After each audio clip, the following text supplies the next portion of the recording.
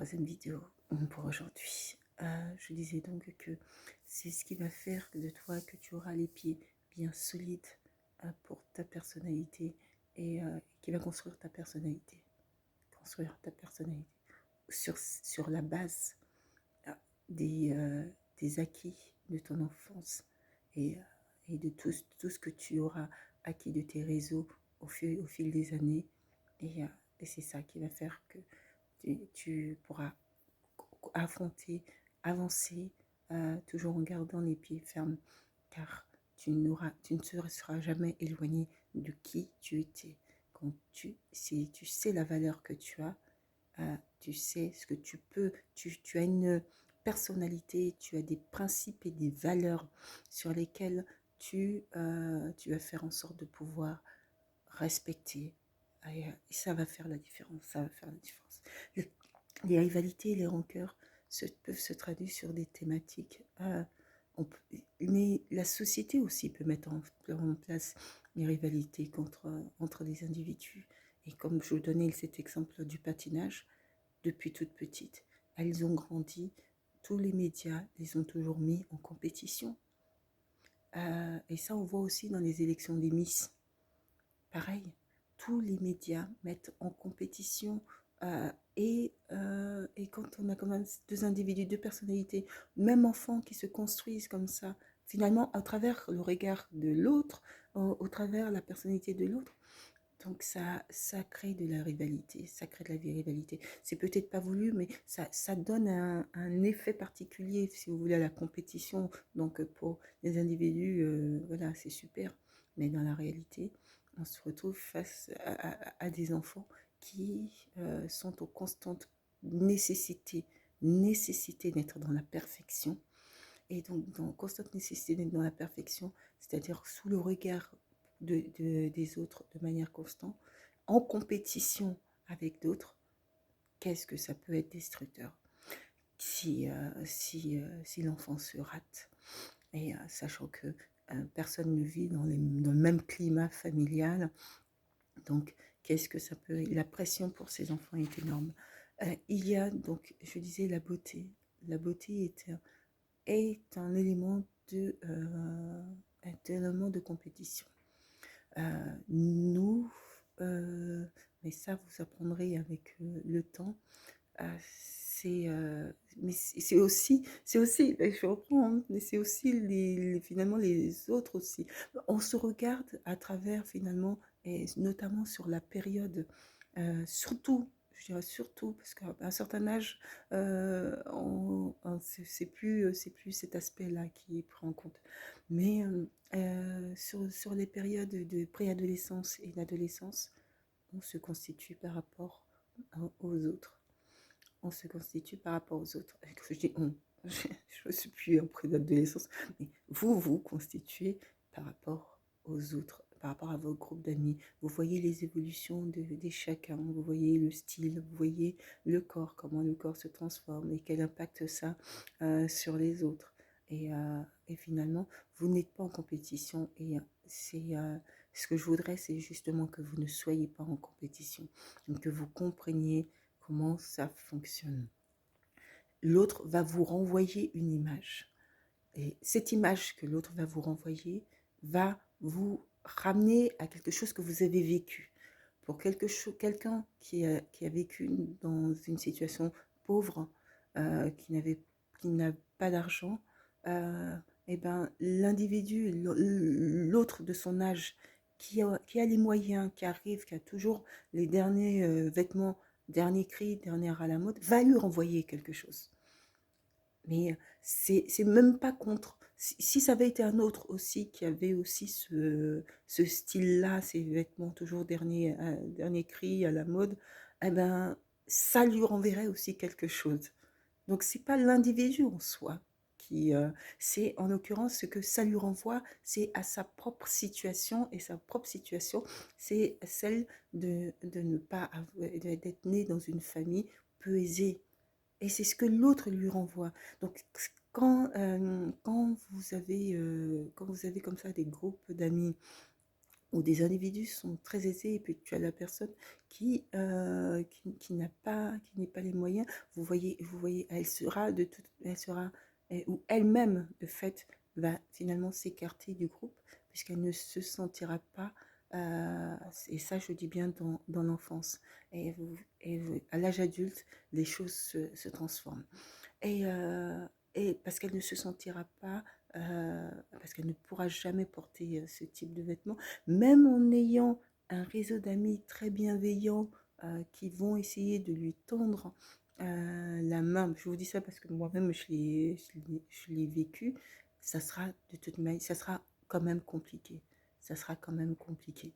Et parce qu'il faut il faut cet amour qui fait que que l'on parvienne à surmonter, que finalement, euh, et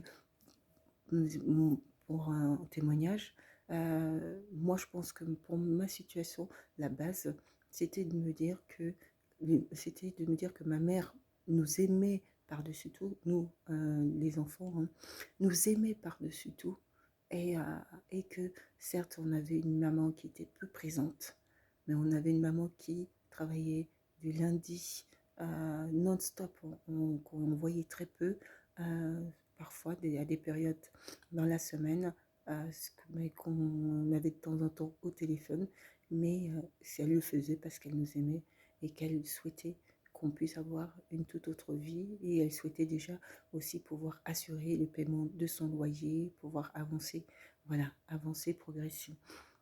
Et ça, c'est de l'amour d'une maman. Quand une maman est célibataire et qu'elle est seule et qu'elle fait du mieux qu'elle peut, elle ne peut pas donner le niveau de vie qu'ont les autres enfants, mais elle fait du mieux qu'elle peut.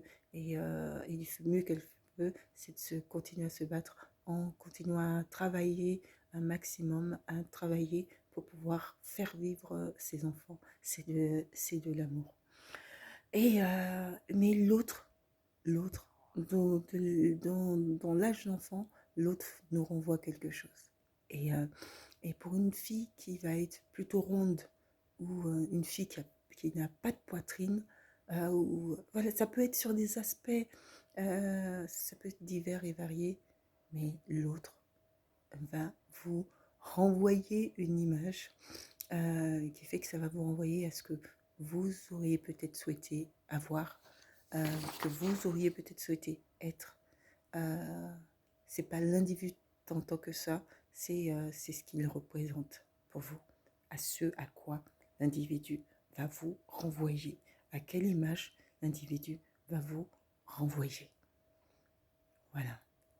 Et, c'est primordial de comprendre ça. Mais à un jeune âge, c'est difficile de comprendre ça. Et c'est déjà difficile de se poser la question, c'est d'avoir ce mécanisme de raisonnement. Donc, je vais te conseiller une chose. Si tu as peut-être une personne pour qui quand tu la vois arriver, ben cette personne t'agace directement. Ben, je vais te demander de te construire ce mécanisme de raisonnement. Et je voudrais que tu essayes de comprendre qu'est-ce qui, à quoi l'autre te renvoie. Mais l'autre te renvoie à quelque chose de ta propre vie, soit quelque chose que tu aurais aimé être et que tu n'es pas, soit quelque chose que tu aurais souhaité avoir et que tu n'as pas.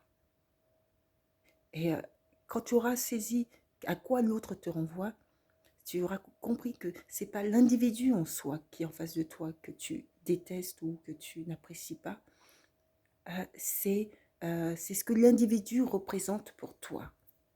C'est ce que l'individu représente pour toi. Et c'est sur ça qu'il va falloir travailler.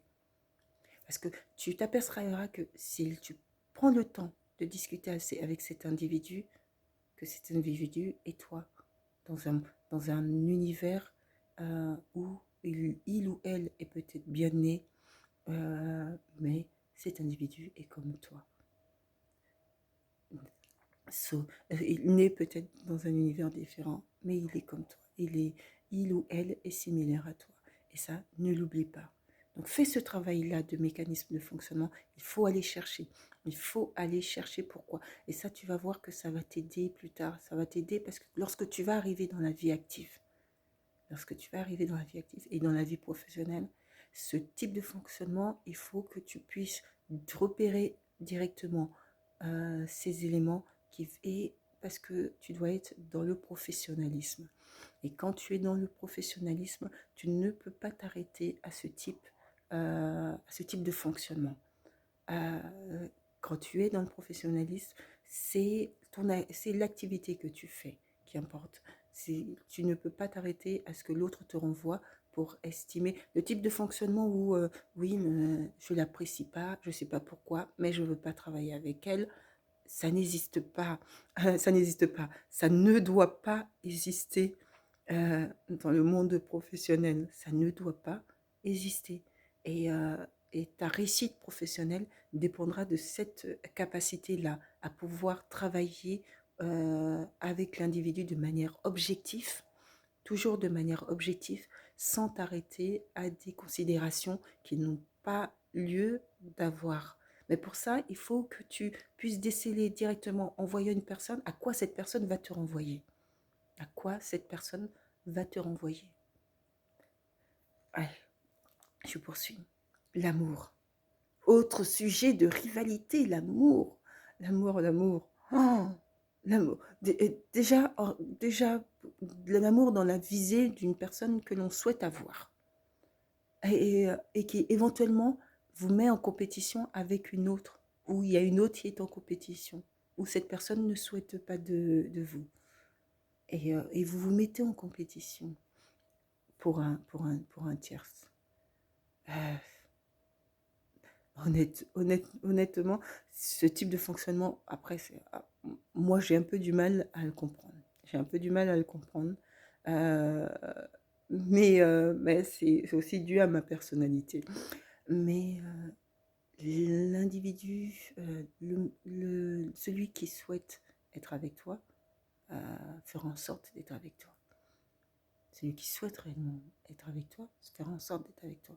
Et tu n'as pas à changer, tu n'as pas à te transformer pour faire plaisir, pour être toujours pour pouvoir attirer même l'attention de l'autre. Tu es qui tu es. Et si cette personne t'apprécie, il t'appréciera pour qui tu es. Tout simplement. Tout simplement. Et les choses se feront. Si tu dois te transformer totalement, pose-toi la question. Pose-toi la question. Et, honnêtement, il y a des situations où tu vois même pas l'autre en fait qui est super amoureux de toi. Tu vois même pas l'autre qui est super amoureux de toi, mais tu vas focaliser sur celui qui peut-être plusieurs personnes prétendantes. Tu vas focaliser sur celui-là, alors que il y a le gentil garçon tout mignon qui demande qu'une chose, c'est de pouvoir parler avec toi, qui est peut-être pas le playboy du collège, du lycée, mais si tu le découvres, je suis convaincue que tu en tomberais amoureuse. Donc, c'est des garçons, euh, des garçons ou des filles, hein, euh, tu, euh, tu, d'autant plus quand il n'y a rien de construit, tu en trouveras, tu en trouveras. Et parfois, les perles rares, tu ne les vois même pas. La véritable perle, celui qui est complètement amoureux, souvent, on ne le voit pas. On ne le voit pas. Parce que celui-là, il est discret. Celui-là, il fait des actions bienveillantes et en fait, tu ne le sais pas qu'il fait des actions bienveillantes. Pour pouvoir te plaire, pour pouvoir attirer ton attention, et toi, tu remarques pas cette attention-là, et tu vas peut-être regarder quelqu'un qui, voilà, type playboy, qui plaît peut-être à tous et à toutes, qui a des prétendantes, et sur lequel tu vas peut-être même galérer. tu vas peut-être galérer. Se mettre en compétition entre copines, pour un garçon, moi, je te conseillerais, je dirais laisse. Honnêtement, laisse. C'est c'est que Dieu t'a destiné à un garçon. Donc, laisse celui-là.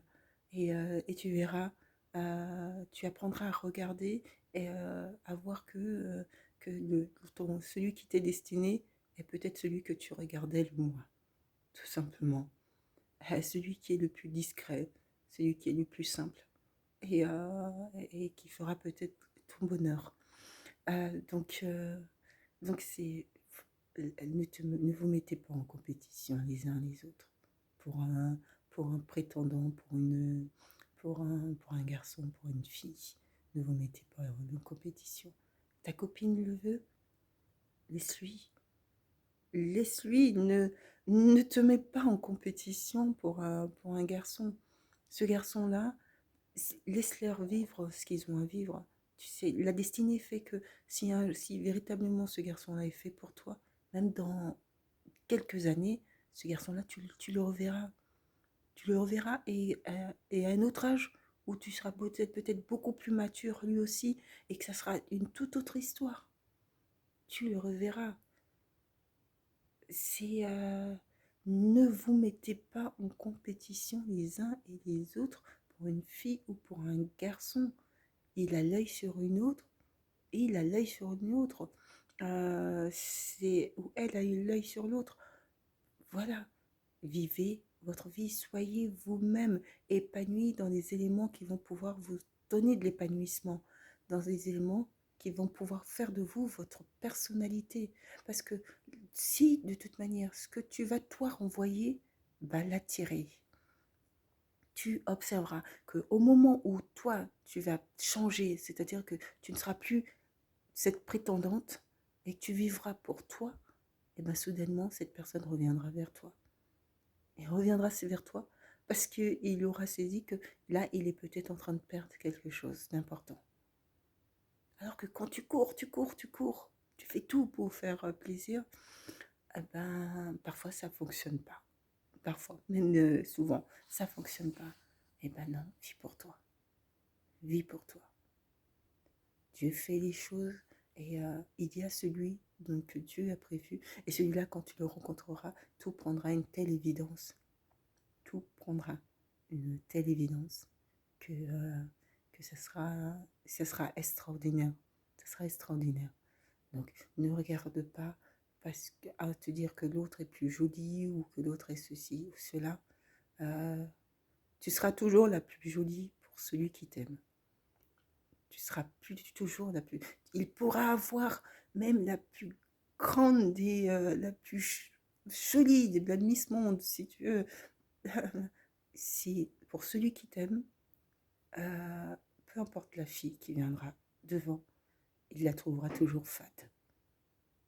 Il la trouvera toujours fade parce que cet amour-là, c'est un amour qui est une évidence qui fait qu'elle ne s'arrête pas je dis pas seulement à l'aspect physique, c'est toute une globalité. Et cette globalité-là, quand tu la trouves, tu ne la trouveras pas chez d'autres. Et tu verras qu'il y a ce qu'on appelle les âmes sœurs, des gens qui sont faits l'un pour être les uns avec les autres, ben, trouveront toujours les autres fades. Parce que tant qu'ils n'auront pas trouvé leur âme sœur, ils ne pourront pas avancer. Et je dirais, colmateront toute leur vie. Mais Dieu fait les choses de sorte à ce que les âmes sœurs soient toujours amenées à se rencontrer. Et voilà, à se rencontrer. L'amour, ne te mets pas en compétition. Laisse, franchement, laisse. Euh, ce mec a une copine, laisse. Il a des prétendantes. Il a des prétendantes. Il hésite dans son choix. Laisse. Euh, voilà, si c'est une évidence, il reviendra vers toi. Si ça ne l'est pas, vis ta vie, parce que ce que Dieu a préparé pour toi est plus extraordinaire encore. L'envie et la jalousie, l'envie, ça, ce que l'autre te renvoie, c'est ce que toi tu ne peux pas avoir. Et l'envie est basée aussi sur cet aspect-là, c'est-à-dire euh, le souhait d'avoir ce que l'autre a et ce que toi tu ne peux pas avoir. Tu ne peux pas avoir.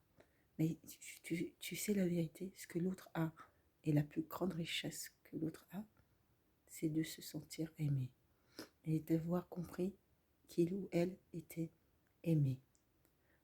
Lorsque tu vois voilà, des personnes arriver en toute confiance et tout, en toute confiance, bien et tout, c'est parce que ils se sentent aimés, ils se sentent en confiance et ils savent qu'ils sont aimés, appréciés par ceux voilà. On ne peut pas être aimé par tout le monde, euh, sinon ce serait extraordinaire. Mais ils sont aimés par les personnes qui les entourent, ils sont aimés par leurs parents. C'est un amour précieux et inconditionnel qui n'a pas de valeur. Et ça fait d'eux, ça aide à construire des personnalités très fortes.